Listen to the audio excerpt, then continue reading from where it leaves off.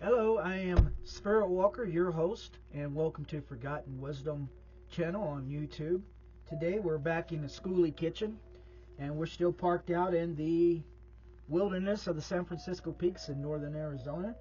And here in the kitchen today, we're going to be talking about how to make an awesome meal. This is going to be coconut curried stir fry. And you're going to find out how simple this really is, even though it sounds pretty intimidating. And as a bonus, we're going to show you how to make the world's perfect rice. Now, rice is one of those very intimidating things for many people, I know. It comes out all glutinous and starchy and broken up and sticky and just a big mess. And it's like, how do you cook rice? You go to these interesting Chinese restaurants and the rice is so perfect and fluffy, and you can just dip it right out and it makes a nice little pile and doesn't stick together. We're going to show you how to do that today and show you how easy that really is. So the first thing we need to do is talk about what do we put in our coconut curry stir fry. Well, the truth is anything you want. Now, if you want a traditional stir fry, traditional coconut curry stir fry, yeah, there's certain ingredients, but we're not talking about that today. We're talking about making a coconut curried stir fry and showing you just how easy it can be. So what I have done in preparation ahead of time is I have chopped up a number of vegetables. Now, this is a lot because I am going to be using a very large Dutch oven to make a meal that's going to last for days. And this is how we do it on the schoolie. But what I have in here is red potatoes. I have zucchini, squash, mushrooms, bell peppers. I have two different types of onions, red and yellow. And this right here is what I choose to put into my stir fry. Now, you can put anything you want in there, but this is what I'm going to be putting in mine. And all of this is chopped up, pretty good size, bite size. And you don't want it too small, you don't want it too large. And then on top of all of the vegetables that we're putting in there, you want to choose a protein. Unless you're doing a straight vegan meal, and then even then you'd want to choose a protein that is vegan. But you can really put anything into your coconut curry stir fry that you feel comfortable with. Some people put chicken in its coconut curry chicken stir fry. Some people put chunks of beef. Some people put venison even. Some people just make a vegan style or a vegetarian style. For me, today, I choose to put in a block of extra firm tofu. Now, this is going to be a vegan coconut curry stir fry, but again, you can put any kind of protein in there you want. Now, it's all the same when it comes to making a stir fry. We have some olive oil here. This is what I choose to cook with, and you can choose to cook with whatever oil you like. But the first thing we're going to do, before I do that, I want to talk about the rice. Alright, so I cooked ahead of time a batch of rice. I'm going to show you how this rice turned out. And this literally took me maybe 15 minutes. Maybe. For me, it took 5 minutes. But it took the batch to get done, maybe 10, 15 minutes. But here we go. See how that just falls apart? It's not all glutinous. It's fluffy. See there? It's yummy. And this rice tastes very good. See how it just falls? Because it's not all glutinous and stuck together. See that? This is good rice. This is what you find usually at the Chinese restaurants. This is the way it turns out. And this turns out like this every time with the method that I'm about to tell you about. Now, the first thing you want to do is to make a batch of rice for about 2 to 4 people. At 2 to 4 people, is all you do is you take a measuring cup and you measure 1 cup of rice. And it can be any kind of rice you want. This batch here is Basmati rice. And it doesn't matter what type of rice you choose. You could do brown rice, you could do white rice, you could do jasmine rice, Basmati rice, wild rice, it doesn't matter. 1 cup of rice, okay? Goes straight into the pan. Step number 2 is measure exactly 2 cups of liquid. Now I say liquid because it's your choice. You can use straight water, or you could use a type of broth. This is mushroom broth. You could use chicken broth, vegetable broth, whatever you like. The ideal is 2 cups of liquid to 1 cup of rice. Alright, you just put all that into the pan at the same time. Just put it in there. And then you turn on your stove, okay? And you turn it up and you get it to boiling. Right when it starts to boil, you turn the fire down to where it's simmering, not boiling. Alright? Leave the top off. Let it simmer until all the water is gone. You'll hear a difference in the way it's cooking, and you'll be like, well, the water's all gone. You take a look at it, you tip the pan, your water's all gone. So at that point, you turn the fire completely off, turn your stove off. You take a lid, like the one I have here, and you put it over top of your rice pan. You push it out of the way, and you let it sit. Your rice is done after about 5, maybe 8 minutes of sitting there. The steam is going to allow it to do the rest of the job for you, and that's all you have to do. Take a fork, not a spoon, a fork. Take the fork, fluff your rice, and then you don't have smashed rice, glutinous rice. It's not nasty and all stuck together. It's not sticky. And that's how you make the world's perfect rice. It's very simple. You make it ahead of time because rice is best when it's at room temperature, in my opinion. A lot of people would agree with that, but some people like hot rice, some people like, refrigerator cold rice. I like it room temperature, so I'll make it ahead of time well before I make my stir fry. Now let's move on with the stir fry. Oil of your choice, okay? I'm going to be making a large batch of coconut curry stir fry. So I have here a very large Dutch oven. This is my trusty Dutch oven. It's a big Dutch oven. I'm going to put it on to the largest burner that I have. I'm going to turn on the fire on medium. So you don't want to heat this cast iron up too fast. Take your oil. Put a coating of oil in there, a few, maybe around 4 tablespoons of it, right? Just enough so that you can saute whatever protein that you choose. Chicken, beef. Now, I have chosen today tofu, extra firm tofu. If you stir fry with tofu, you want an extra firm, because tofu is very soft, usually, and without using the extra firm tofu, it's just going to break up. First thing you want to do is pat your tofu dry, if you're using tofu. I have patted this tofu, and I'm patting it again because it's still wet. That you get most of the water off of it as you can. Once the pan heats up, the reason I'm not putting it in there right now is because you wait until your pan is hot, okay? Once your pan heats up, I'm going to turn the fire down just a little bit to where my protein can go into the pot. And what I'm looking to do is to sear the protein on all sides so that anything else that I put in there afterwards, the flavor and the juices will be retained inside of your protein.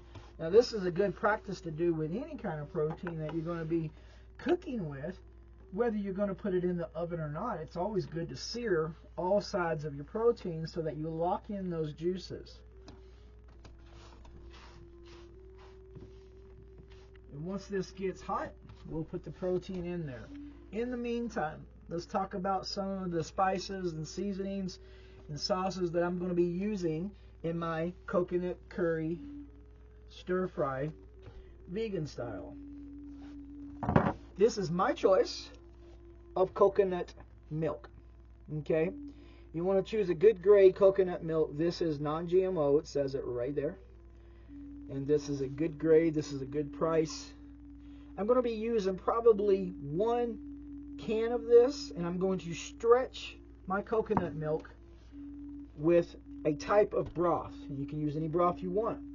In this case, my choice is an organic mushroom broth. Now, if you don't want to stretch it and you want a stronger coconut flavor, well, it's just as simple as taking 2 cans of coconut milk, or maybe even 3, according to however much you're making.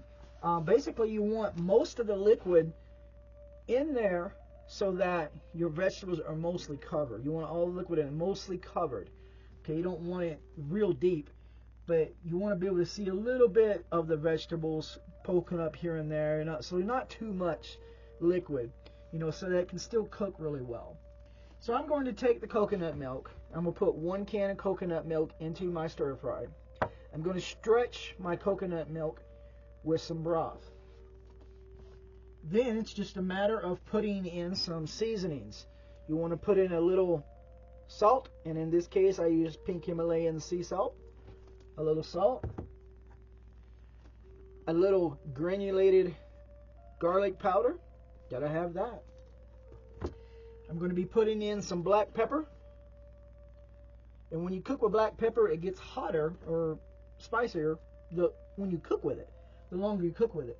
And then, of course, I have here salt-free curry powder. Now, you can choose any kind of curry powder you want. There are different colors: red, green, yellow, spicy, not spicy, mild, medium. This is a yellow curry that is about a mild flavor. But I like it a little spicier. So what I'm going to do is add in some red pepper flakes. Now, these red pepper flakes will go in with my protein, and it's going to infuse the oil, and it's going to get a nice spice to it. I'm also going to add in, it's gotten pretty hot. I'm also going to add in some onion powder, because onion powder really brings out the flavor in anything you cook. So this right here is going to go in there as well. That is my seasonings and my sauce, my protein, my vegetables. Now we're going to sear our protein.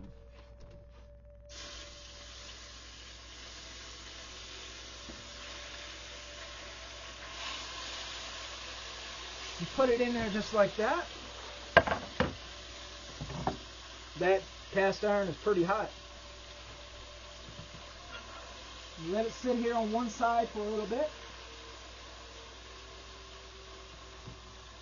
You want to turn it down, but not too much, because you want it to stay nice and hot to sear this on all sides. You want to lock in the texture, lock in the flavor. Can't let it get too cool. So if it starts calming down too fast, you want to turn the fire up a little bit more. Once you put your protein in there, it's going to calm down quite a bit, quite fast, if you stick it all in there as fast as I did. Probably good practice to put it in just a little bit at a time, actually. That would be a good suggestion that I could probably say is worth doing. Clean up my cutting board a little bit while that sears on one side. I like to keep a clean schoolie kitchen. I won't be needing this cutting board anymore. Nice and clean, let it dry. Now let's turn our protein to the other side.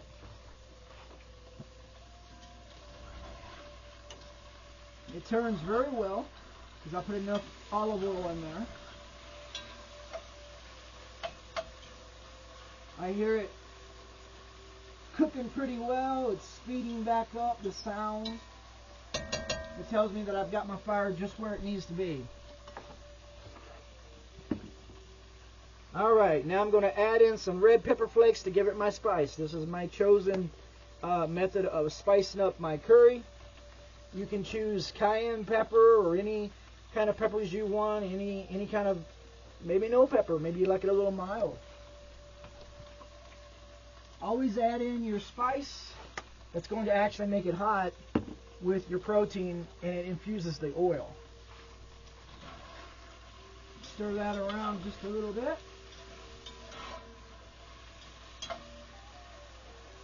I wish you could smell this. I know they've not invented smell-o-vision just yet. Maybe in the future, right? It smells really great. Once your protein gets seared pretty well all around, which it's very close to doing, you're going to add in your vegetables, and this is a large amount of vegetables. They have a very large skillet or a very large Dutch oven. If you're doing it in a skillet, you could probably put it all in there at one time, but I'm going to put this in a little at a time.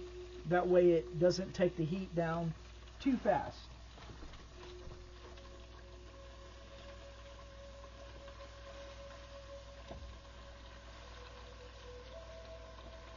I also forgot to tell you, but I have celery in here as well. I love celery. Celery really gives it a really awesome flavor. Alright, I put a little bit in there. I'm going to give it a good mix.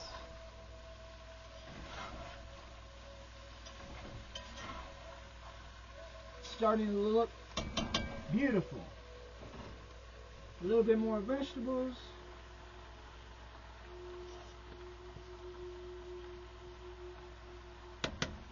Alrighty, all of our vegetables are in. Give it a good mix.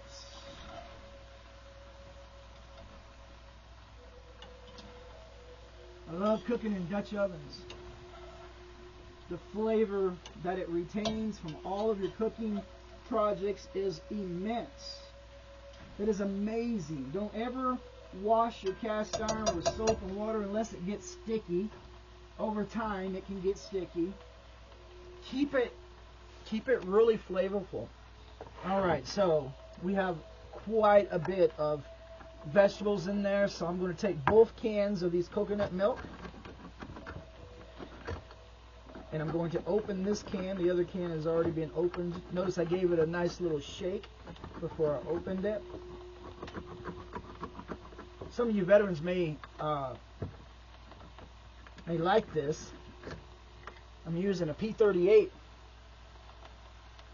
old-fashioned P38 military style can opener to open my cans. I have always just used it, and it just works. So, alright, so 2 cans of coconut milk's going into my Dutch oven.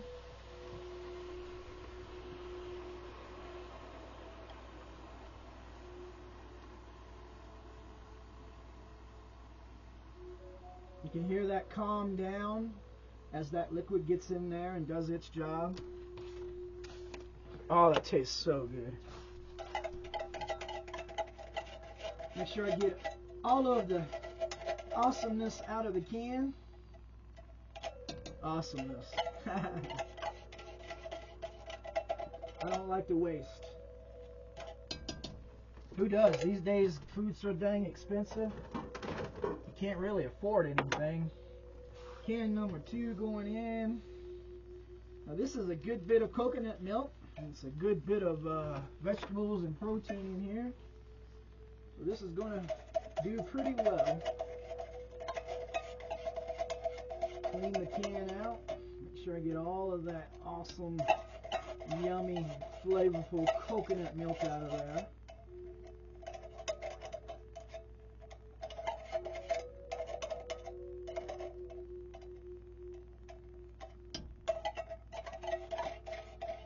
I told you I was thorough. I really am. That's so good. I love coconut. Get my hands a little wiped down. Alright, I'm just going to take and stir that. Make sure that just to find out how much liquid I actually have in here. Incorporate it all over my vegetables and my protein. It's a good bit of coconut milk in here. So what I'm going to do is add just enough broth, like I said, to stretch that coconut milk so I don't have to open up another can of coconut milk. Broth. Well, that smells pretty good. And I'm going to add just enough broth to where it covers the top, but it doesn't really drown it. Make sure you mix it well. The thickness of the coconut milk and how thin the broth is, you got to mix it well. It's going to cook down a little bit, so I'm going to add a little bit more broth. And it doesn't matter. I mean, I may not use this whole box, but if I wanted to, it would just give it a more of a broth, which is, going to last longer. All right, so we have our organic mushroom broth put in there. Now we're just going to add.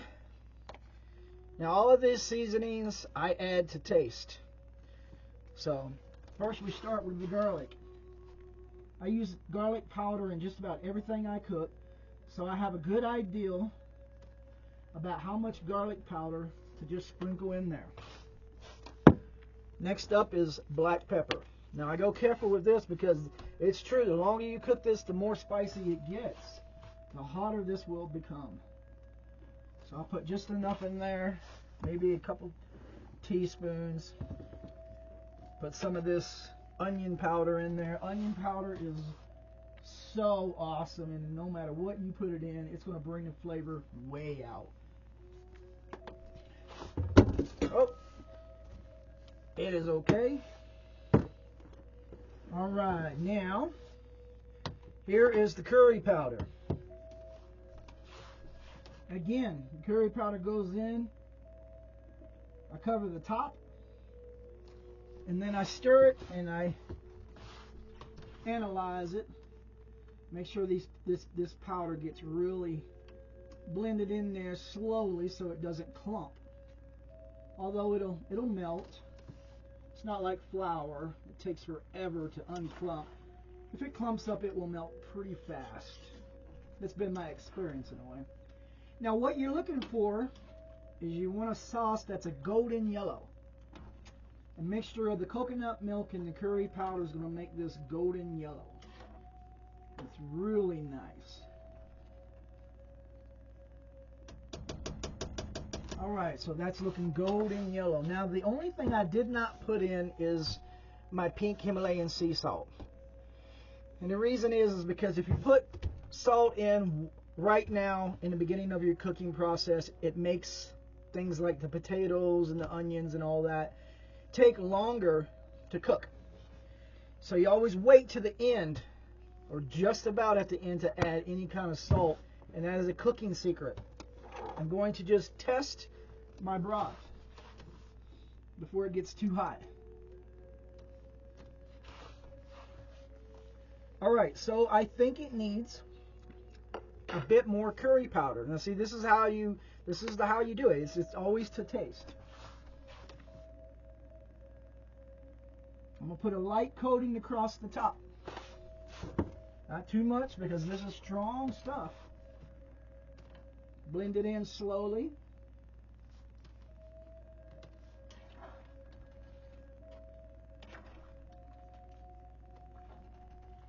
Here on in the schoolie, Nomadic Express schoolie, we cook everything. I don't buy pre-made foods. I don't buy highly processed foods. This stuff is just not really food, is it? We buy ingredients and we create what we want. Alright, so that obviously is going to need some salt in it. I can already tell it's definitely lacking salt, but for now, all I'm going to do is just put the top on it and let it get started cooking really well. Now, cooking in a Dutch oven is straightforward. I put the top on it and I just wait until some steam starts coming from around the sides, and it doesn't take long, especially turned up as high as I have this, and I'm going to turn it down a tad bit just to control it. But the Dutch oven with the top on it is heavy. The lid is heavy, and putting that on there, the heavy lid, it closes it up completely. Once you start seeing steam coming from around the lid, you're going to turn it way down, clear down to low, maybe even a little bit lower than that. And then you're just going to let it simmer, okay? And I let it simmer for about an hour. And then I'll check the toughest parts in there, which would be the potatoes and the celery. If that is soft, I add my salt, pink Himalayan sea salt. This is real salt. Okay? I add the salt and I make it to taste. At that time, I'm still going to be testing with my trusty spoon how it tastes to me. If I need another type of seasoning from what I have here. At that time, I'll add a little bit more seasoning, and basically it's on the home stretch. The rice is ready right there. Your curry is pretty much cooking its way into its starting point, and you're going to test it. You got a whole meal here that's probably going to be done within an hour. And this is going to feed 2 people for days. Sometimes we'll cook a meal like this, and it's called one pot meal, and we'll cook it and we'll eat it for up to 3 days, 4 days. It sits in the refrigerator for a long time. It can sit in the refrigerator for anywhere from 3 to 5 days, and we'll eat on it once a day, and it just lasts for days. And so this is a great way of stretching your food. In the meantime, while this is cooking, there's nothing else to do. Okay? We just got the whole meal going right there, and we can start on another project right now. Thank you very much for tuning in and learning how to make a vegan style, or whatever you want to call it, chicken, beef, pork, coconut curried stir fry. This is more like a stew. It's going to have a coconut curry flavor, and you're going to serve it alongside the basmati or jasmine rice, your choice of rice, and your family's simply going to love it. Thank you very much for being with me in the Schoolie Kitchen today. I am Spirit Walker. Don't forget to check out our website, nomadic-enterprises.com. Don't forget to visit us at the eBay site, and all of the links in the description are going to reference the ingredients and the equipment that I used today to show you how to make this dish. And if you want to try it out yourself and you need some products, go ahead and click those links, and we'll see you next time at Forgotten Wisdom here in the Schoolie Kitchen. Y'all have a great day. It was great talking to you.